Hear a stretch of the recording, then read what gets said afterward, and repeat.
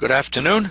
This is Valley Beth Shalom live and online. I'm Rabbi Feinstein. Today is Wednesday. It's 12:30. It's time for lunch and learn.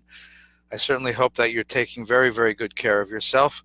Here in Los Angeles, the summertime is beginning. It's very warm and people are flocking to the beach. So if you're going to do that, please be careful. Keep your mask on. Stay 6, 8, 10 feet away from other people and observe the distancing. It's very, very, very important. If not for yourself, then for the people that gather around you, for friends and relatives, and those close to you. Please take good care. I hope you're well. I hope things are going well in your lives. We're going to be studying Torah today. This is the last week of the Omer. On Thursday night, the holiday of Shavuot will begin. Here at VBS, we'll be davening at 7 o'clock Pacific Daylight Time. It'll be on Facebook and YouTube, as always. And at 8 o'clock, we're going to be joining a consortium of Los Angeles synagogues to present a collective Tikkun Leil Shavuos. It's a wonderful custom on Shavuot, the night that we celebrate the giving of Torah on Mount Sinai. We stay up all night studying. And this is a wonderful opportunity, given that we're stuck in front of these screens, but not limited by geography anymore, to study with some of the great rabbis in our communities. So if you look on the VBS website, look for the mail that we've been sending out, you'll see that the ways to jump onto that tikkun and join us with many, many, many rabbis, teachers, cantors, and authorities from scholars from all over the community who will be teaching that night. The way they're going to set it up is sort of like a convention. You come into a lobby and you'll be invited to a number of rooms. VBS will have a room, and I'll be teaching, Rabbi Farkas, Rabbi Hoffman, Cantor Barron, a number of other people. As well, there's rooms for every one of the other synagogues, and you can really enjoy wandering from shul to shul, from lesson to lesson. No one's gonna look at you funny if you walk in and out. It's a chance to really enjoy many of our community rabbis. So thank you for joining us this afternoon. I'm really delighted that you came with us. We're learning the biblical prophets, and we've begun now learning the first chapters of the prophet Isaiah. So if you happen to have the Hebrew Bible, Isaiah is the first of the chapters of the classical prophets, very long book, 66 chapters. And as I pointed out last time, the curious part about the composition of this book is that the sixth chapter is really the first. That is, Isaiah tells us who he is and what happened to him to make him a prophet only in the sixth chapter. The first 5 chapters, according to many scholars, comprise basically a sort of greatest hits. The prophet, late in his life, as he gathered up the words that he'd spoken to the people of Israel, put together his 5 favorite prophecies in chapters 1 through 5. And then gave us chapter 6 and onward of some of the more historical prophecies that he offers. But in chapters 1 through 5, we have the prophet's favorite work, best work, is the pieces that he admired and loved the most. So let's take a look today at chapter 2. Now, remember who the prophet is and what his message is. Prophet represents the covenant. Covenant is a treaty, a deal, a marriage between Israel and God. God provides the land, and God provides protection and prosperity. And people Israel promise adherence to the law of the covenant, adherence to standards of holiness, adherence to a standard of behavior that is appropriate for a holy people, a people that has been sanctified. There is a warning here, and the warning is that if the people Israel do not live up to the strictures of that way of living, then the prophecy, then the protection that God has promised, the land, the gift of the land, the gift of fertility, the gift of prosperity, will be removed. That's the notion of the covenant offered by the book of Exodus in the Torah, by the book of Leviticus and Bamidbar in the Torah, and certainly by the book of Devarim, the book of the book of Deuteronomy, sorry. But there's another theory of covenant. It's a theory of covenant that grew up, you see it in the Abraham stories, and you also see it in the prophecies offered to King David. And that is an unconditional covenant, a sort of father-child relationship, which is, after all, unconditional. A father may discipline his child, a mother may correct a child, but that never breaks the relationship. And that second kind of covenantal model comes to modify the first, and it becomes a more favorite model to embrace, because if I know that there's really nothing I can do to alienate God, if I come to believe that God will protect me no matter what, if I come to understand that I am exempt from the forces of history, that I am out of the forces of history, that the forces of history, of empire, of power, of armies can't touch me, because I am under the umbrella, the protection of the ultimate Godfather, the God himself. That's a wonderful gift. I mean, just think of it. It's the ultimate get out of jail free card. Do whatever you want.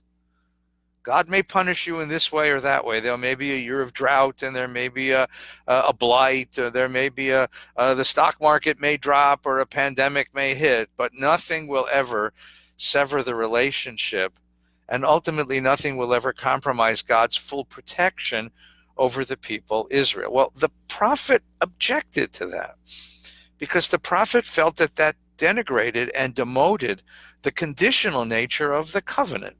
So here's the argument that took place in the streets of Jerusalem. The prophet who said, if you don't obey the strictures of this covenant and live the sanctified life, if you don't create the community of justice that the book of Leviticus demands of you, if you don't live up to the expectations of God as a covenanted people, you will not long live on this land. And the people would answer the prophet, but prophet, we can't, there's nothing that we could do which would in any way compromise our status as a holy people. There's nothing that we could do that would remove God's protection. We are under God's eternal protection because we are eternally the people of God, the chosen people. And while there may be sort of minor fluctuations in the markets and in the level of prosperity that we live, our ultimate protection is not ever open for discussion. And the prophet said, of course it is. And the people said, no, it's not. And that's the argument. And what's important as well is to realize that what the prophet was seeing that made him so angry was not gross, horrid, collective evil. Jerusalem in the 8th century was not Nazi Germany. It wasn't Stalin. It wasn't Mao. It wasn't what we would call gross, radical evil. It was everyday evil. In fact, it was such everyday evil that nobody saw it. It was invisible to people.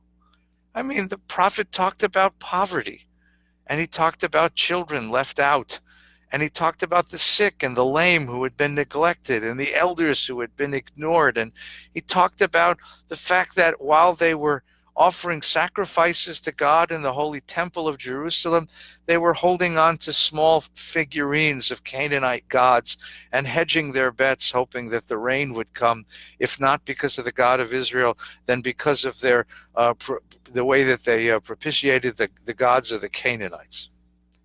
So you have to understand that what the prophets were talking about was a quality, was a kind of evil, which we live among all the time.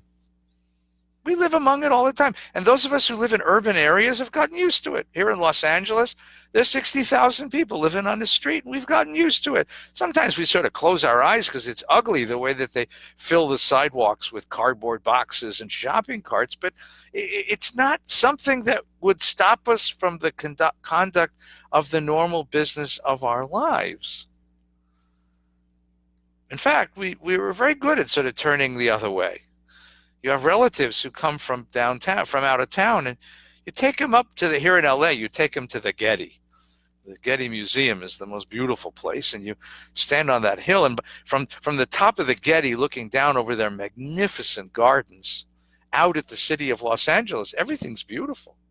It's just gorgeous. You take them to Venice Beach and you enjoy the wonderful strangeness of Venice Beach. We went for a walk last week, just a walk. My kids were here from San Francisco. We went for a walk down in Santa Monica. Strange thing is the 3rd Street Promenade, all the shops are closed, so there's no pedestrian traffic. And the only thing, so when the pedestrian traffic disappears, what you uncover are all the street people living there.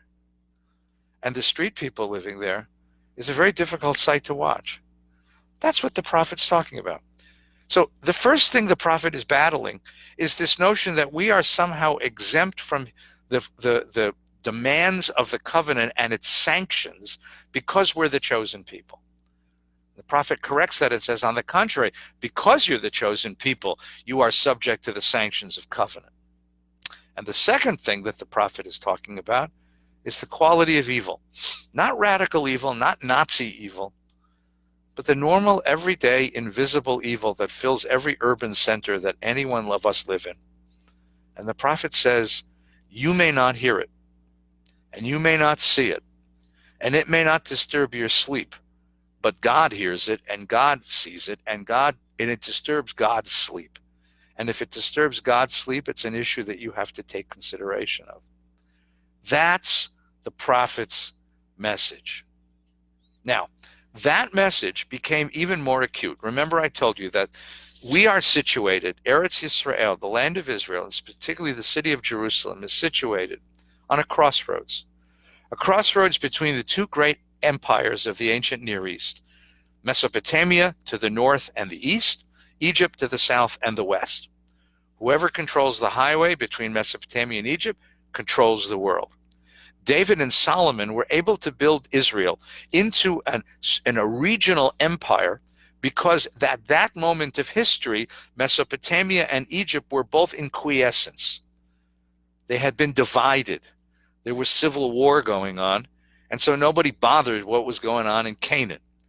But beginning in the centuries of Isaiah, the great empires of Mesopotamia and Egypt are rising, particularly Mesopotamia. And the Assyrian Empire, the Ashur, it's called in Hebrew, Assyria. It's capitaled in a city called Nineveh, which is in the north of Mesopotamia, north of Iraq. Today you know that city as the city of Mosul.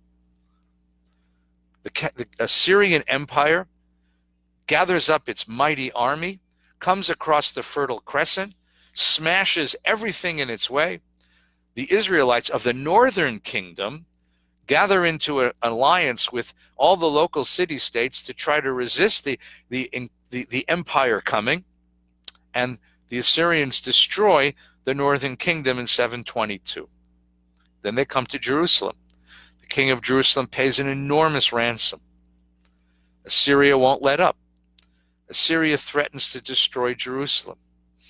And then one night, they disappeared.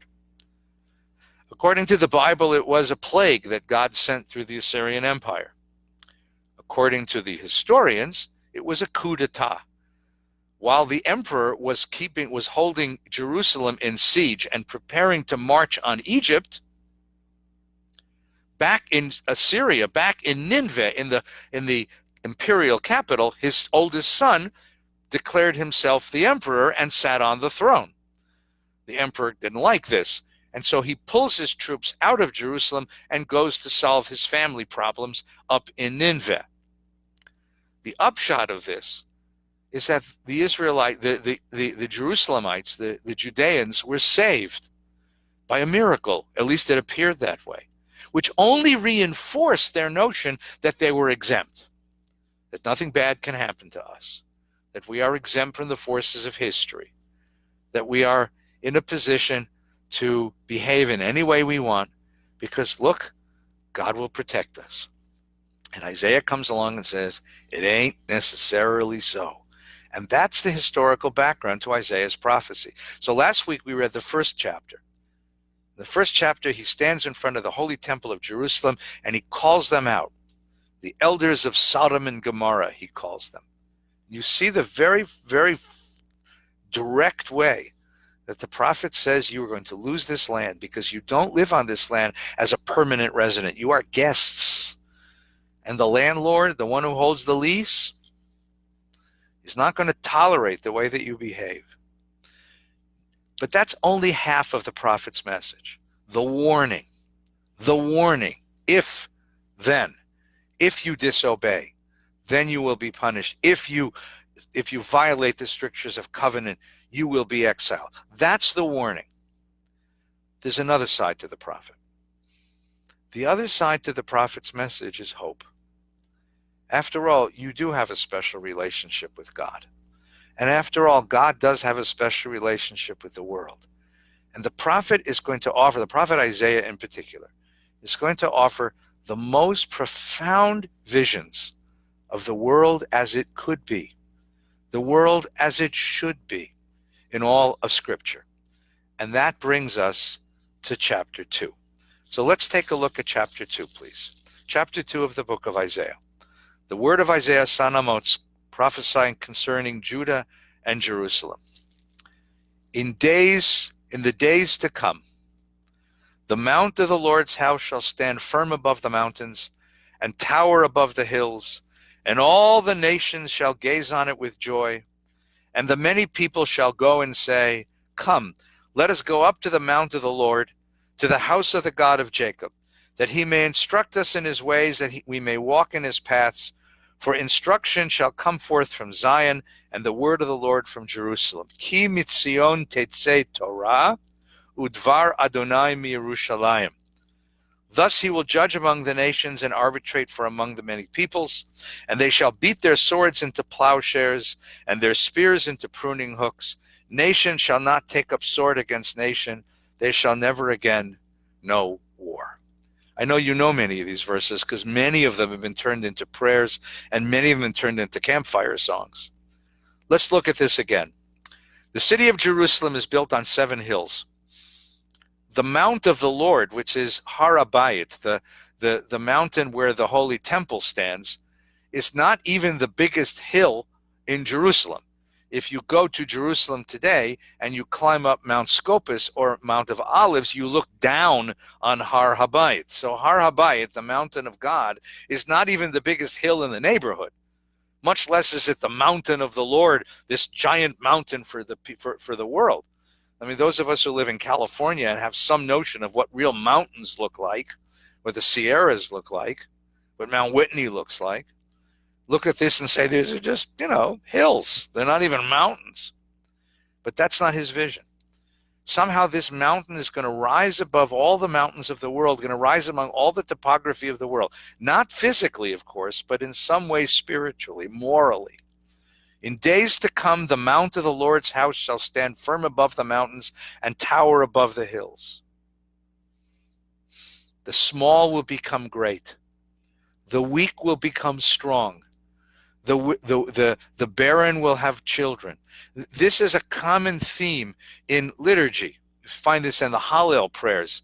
Em abanim smecha, right? The stone that was rejected, Even masu abanim hayta lerosh pina. The stone that was rejected by the builders will become the cornerstone of the foundation. And you live in a world where there's a God of history. Nothing is fixed. And what you look at and what appears to be the truth is not the truth. The truth that will come to be revealed to us in the course of history is very different than what appears to us on the surface. The one who looks mighty today will find himself at the bottom of the heap tomorrow. And the one who sits at the bottom will find himself on the throne tomorrow. So the mountain which appears to be the smallest will turn out to be the greatest and mightiest of the mountain. That's what happens when you live in a world where a God takes an interest in history. But watch what happens now. Beautiful. All the nations shall gaze on it with joy. So all humankind is going to come to Jerusalem. And some summers I've been in Jerusalem, and it's true, by the way. All the world comes to Jerusalem. And the many people shall come and say, Come, let us go up to the mount of the Lord. All the peoples of the world will come up to the mount of the Lord. And what will they do? That he may instruct to the house of the God of Jacob, that he may instruct us in his ways, and we may walk in his paths. Now, there's 2 things about this which are profound. Number 1, you Jews think you own God. You think God is yours. God belongs to you. Isaiah again and again says it's not true. Your picture of God is too small. God is not tribal. This is a God who created heaven and earth. This is a God to whom all humankind belongs. This is a God whose morality is not restricted to you, but is a morality for all humankind. You Jews, you just got a sneak preview. You got the first edition of the book. Now everybody is going to get it. There's going to come a moment when everyone is going to come to worship the God of Jacob, who is God, who is the God of the whole world. And stop thinking that you own God, that you have some claim on God's loyalty. The only claim you have on God's loyalty is you were given the gift of God's truth before everybody else got it, but eventually everybody's going to want to come get it because they're going to recognize that this is the only way that they can live in this world. We would say, in our idiom of our generation, that it's a very small planet and we'll have to understand how to live together, and this is the way to do it. This is the one way to do it. Come, let us go to the house of the Lord, the God of Jacob, that he may instruct us in his ways and we walk in his paths. For instruction, Ki mitzion tetzei Torah, udvar Adonai miYerushalayim. Now you know those words. Where do you know those words from? You know those words from the Torah service, from the service that we Jews sing in synagogue when we take out the Sefer Torah. Now think about what we're doing at that moment. We're climbing up the steps of the Bima, up to the Aron HaKodesh, and we open the Aron HaKodesh, the Ark of Holiness, and we take out a Torah, and we sing, Ki mitzion tetzei Torah, Ki mitzion tetzei Torah, because truth will come from Zion, and the word of God from Jerusalem. We're singing those songs. We are quoting what the nations will say when they go up to Jerusalem. What we are doing in synagogue when we're taking out the Torah is a preview. It's a rehearsal to get ready for the moment when all humankind will walk up to the top of the mountain and receive Torah. That's what we're doing. And walking up the Bima steps is walking up the mountain. And coming to the ark is coming to the place of God's holiness. And taking out the Torah is finding the instruction that will one day redeem all mankind. That's what we're doing during the Torah service. Now you know. Now you know the rest of the story. And thus he will judge among the nations. God will. And arbitrate among the peoples. And when God does that, something remarkable will change, if not in human nature, at least in the patterns of conduct we hold for each other. For what were we going to do? We will beat our swords into plowshares and our spears into pruning hooks. The Hebrew word for war is milchama, and the root of that is lechem, which means bread. We fight wars. And what do we fight wars over? We fight wars over economics. We fight wars over all sorts of things, but often economics comes to the down to it. The acquisitive power of human beings. The need to be blessed. Cain kills Abel because he's jealous. The brothers try to kill Joseph because they're jealous. And what does Isaiah say? You'll beat your sword into a plowshare. You will take the weapon of war and you will turn it into an instrument of economics. You will turn your attention, your energies to growing food, to providing for the planet. You'll realize that war is bad for business, and it's better to make a living than to make a killing. And you'll go in that you'll beat the sword into a plowshare. It's such a beautiful image. The poet, the Yehuda Amichai, Israel's wonderful poet laureate, Yehuda Amichai, had a beautiful poem where he says, don't stop with plowshares. Don't stop with plowshares. Beat your plowshares into musical instruments. And then, if you ever have the urge for war, you'll have to beat them back into plowshares. And that's a beautiful commentary. Don't stop with economics. Teach human beings to make music. Teach human beings to make beauty in the world. Teach human beings to create art. Teach human beings to create culture.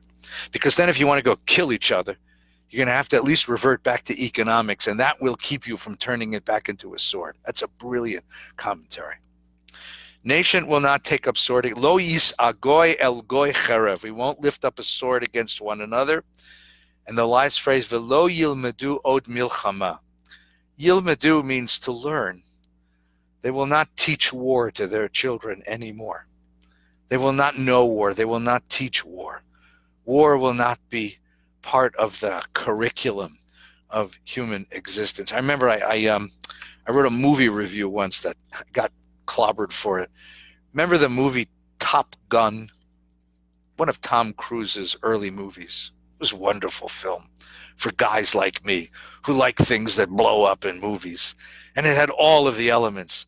Slick pilots, fast airplanes, beautiful heroine, who happened to be a professor of engineering, so she was bright, as brilliant as well as beautiful. But at the end, what did it glorify? Soldiers are heroes because they do what needs to be done, and they earn our respect and our reverence because they protect us from enemies. But war must not be glorified, and that's what Top Gun and so many other things do. And then, of course, if you ever visit Toys R Us, Oliver Sholem, but you ever visit the toy shop, there's a whole row of guns for little boys and little girls, mostly little boys, I suspect. Why you would give a kid an AK-47 made out of plastic? Lo yilmadu od milchama, says the prophet. Enough with this. Let's teach them culture. Let's teach them other things. This is the prophet's vision of hope. This is what's coming. Now, there's an element to this. I told you there's two things to this. One is his notion that the God that we hold, that we Jews hold, is tribal and too small. There's a second piece of this which I'd like to point out to you. In this image, it's certainly chauvinistic, nationalist, tribalist, in the sense that all the world comes to our mountain to worship our God and to accept the wisdom of our Torah. No question about it. But here's the question. In this scenario, where are we? We Jews. Where's Israel? Where are the Jewish people? Where's the Israelite people in Isaiah's vision? Where are we? You would imagine a prophet who is a covenantal prophet of the people Israel would imagine that in the days to come, we would sit as kings and queens and rule over the whole world. We would have hegemony over the whole world. We would be finally justified, having lived so many generations under the thumb of an empire. We would finally, in our vision, in our fantasies, we become the power that rules the world. That's the way all of us are, right? Cinderella, right? Cinderella fantasizes that she goes from the washerwoman to becoming the queen and gets even with her evil stepsisters, and it feels so satisfying at the end of that story. The one who was below always makes it above. That's one of the common structures of fairy tales. But answer me this: where is Israel in this prophecy? Are we kings? Are we queens? Are we ruling? Are we emperors? No. It's not a fantasy of conquest. It's ultimately a fantasy of brotherhood, of sisterhood, of collective existence. And that's what makes it so interesting. All the nations of the world shall gather at the mountain of God and go up to receive Torah, and we go up with them. We're just one of them, one of the many peoples of the world coming to hear the word of God. We are not over everybody else. This is not a chauvinist idea where we somehow conquer the whole world. We don't. Instead, we join with all the other peoples of the world. And that's a remarkable idea. Where is his nationalism? Where is his chauvinism? And I'm going to make a suggestion to you then, and we'll come back and I'll substantiate this later as well, that Isaiah, and then we'll see later, a generation later, Jeremiah. Isaiah and Jeremiah, a century later, Jeremiah, are going to help us understand something which we take for granted. At this moment, Israel is a political entity. It's a kingdom.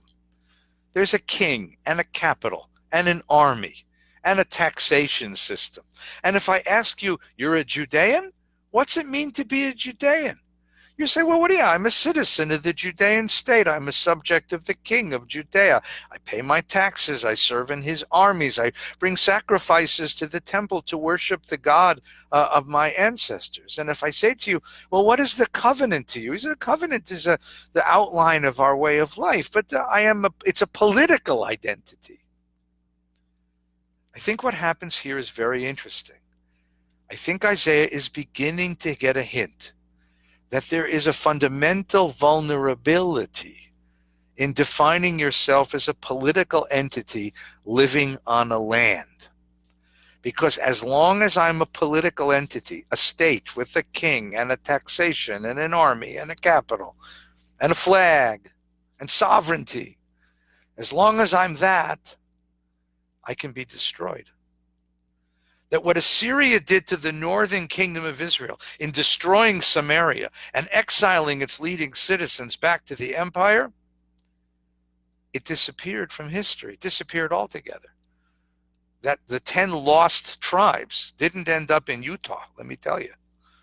The 10 lost tribes ended up assimilating into the larger Assyrian empire, the culture of the Assyrian empire. Isaiah sees this.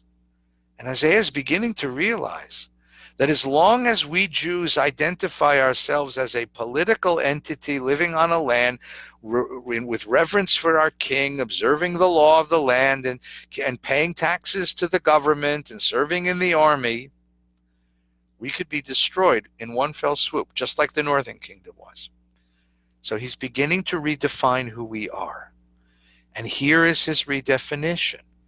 If the thing we have, which is most valuable, is possession of God's Torah, even before God shared it with all the other nations of the world, possession of God's truth, a covenant with God, that becomes the defining entity that makes us who we are. Now consider that. A switching of identity from political entity, a state with a king and a capital and a flag and an army, to a faith community with a covenant, a way of living, a way of worshiping God, keeping our own calendar with Shabbat every week and holidays spread through the year, observing certain ways of living, using money in certain ways, caring for each other in certain ways. That switch of identity from political identity to a faith community gives us a power to persist even if the political entity is destroyed. If you're a political entity and someone comes and conquers your land and kills a king or takes away your king, you're done. Crushes your army, tears up your flag, levels your capital, and says you now pay taxes to the emperor. You're done. You're finished. You have nothing left. But if you're a faith community, you could live under any political system, just about, as long as they give you the freedom to continue to worship God in your way. If you're a faith community, you can live under any political entity that leaves you alone. Now consider that a moment. It means giving up sovereignty, giving up the flag, giving up the king, giving up the taxes, giving up the army, giving up all of the sort of pride in our independence, but it allows you to survive even if someone comes and conquers you.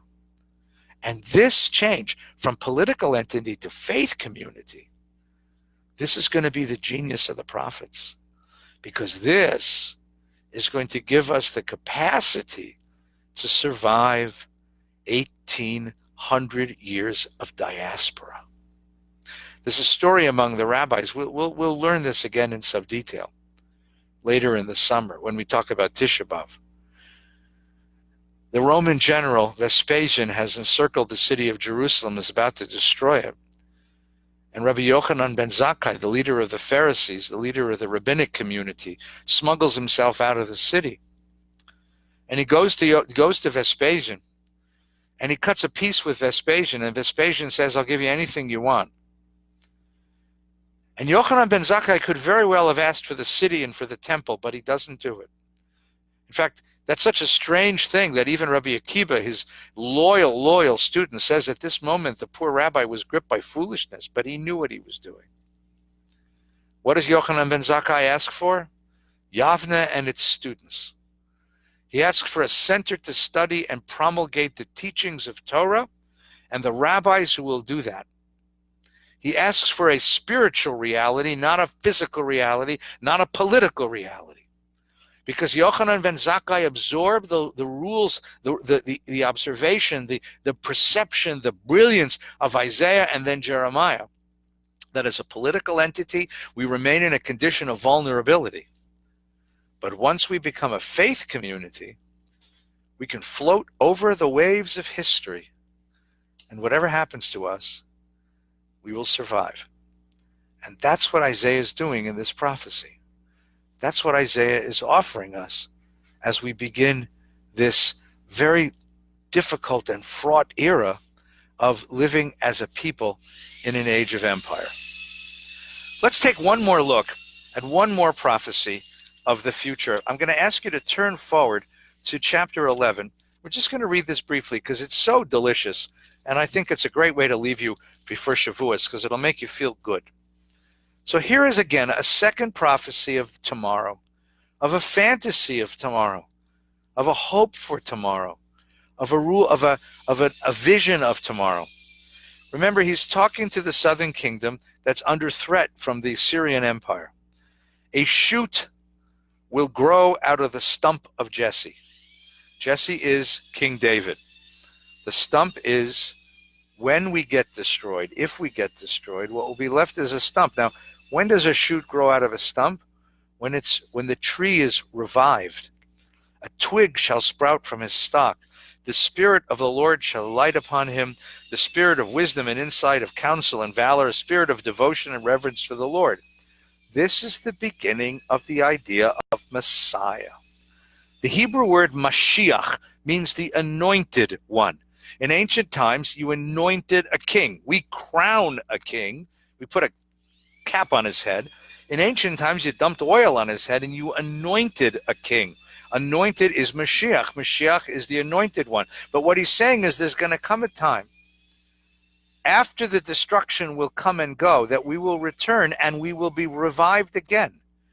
And the house of David, the King David, will be revived again. So the Mashiach, the new king, will be Mashiach ben David, a descendant of King David. He shall sense the truth by his reverence for the Lord.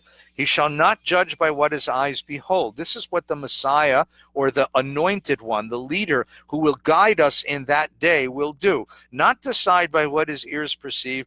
Thus he shall judge the poor with equity, and decide with justice for the lowly of the land. Shall strike down a land with the rod of his might, and slay the wicked with the breath of his lips. Justice shall be the girdle of his loins, faithfulness the girdle of his waist.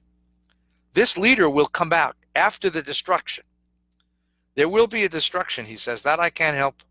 But when the destruction is over, there'll be a resurrection of this people under a Davidic king, and that king will seek justice. Now, I want you to notice something, because this becomes very important to the Christian community. This Messiah is human. He's a human king. And what does he do? He brings justice to the land. He brings justice to the land. Now, the next section, Isaiah goes a step farther, and he gives us a metaphysical revolution.